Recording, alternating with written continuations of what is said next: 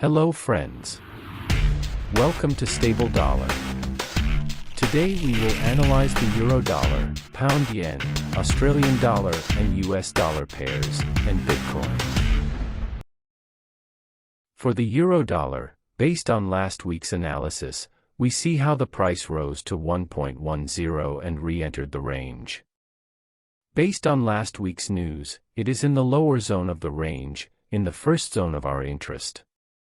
On a daily basis I continue to see the same purchase areas as possible interests, green areas. In 4 hours we see the same movement that we are waiting for. If it does not break the first zone with strength and volatility, we could assume an upward movement, small or large. I expect a pullback if the volatility does not break through this small red selling area.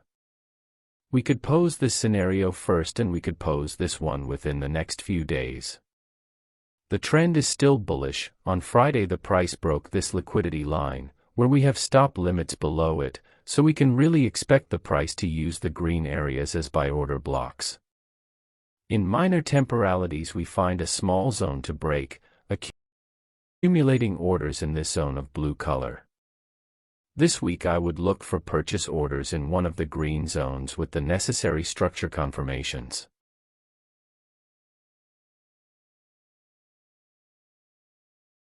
For pound yen we see that last week's analysis was correct, where our buy zone becomes a broken order block, where it breaks hard but quickly runs out of volatility. With this volume tool we can see that there are more orders in the red area of the chart. Even the price reaches a previously ignored buy area below. Doing a more macro analysis we can see that we are still within a range. In minor time frames, I would wait for a small setback to enter the market with a purchase, our area of interest being the sales area that we have at the top of the range, and I would take sales when we reach this point of interest if the chart in minor time frames allows it. In much larger time frames we clearly have an uptrend and a point of interest in a larger area.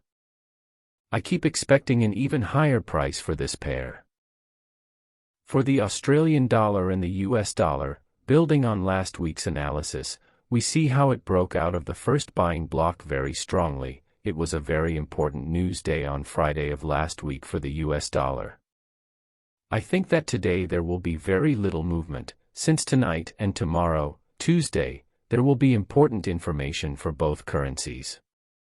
We could expect long trades tomorrow as the price is in our second most important buy order area. This can be seen in smaller time frames with a support area in that area and drop in the form of accumulation. For Bitcoin, we can see the correct analysis from last week, where the price barely touched this older sell zone. Remember that cryptocurrencies behave like assets or stocks, not like the forex market, so this very old sell zone may still be around. I would expect the price to continue lower today as we break this liquidity line to our target area between 21,500 and 20,000, where I would expect these buy orders at that point to be of great interest. We can see how most of the volume is concentrated in 17,000. In my opinion, for the price to continue rising and reach maximum values, we need it to break very strongly from lower values. There is a lot of absorption in the market. For this week I expect an accumulation in the blue zone, with purchases below the range. We already see how the price was previously comfortable in this area.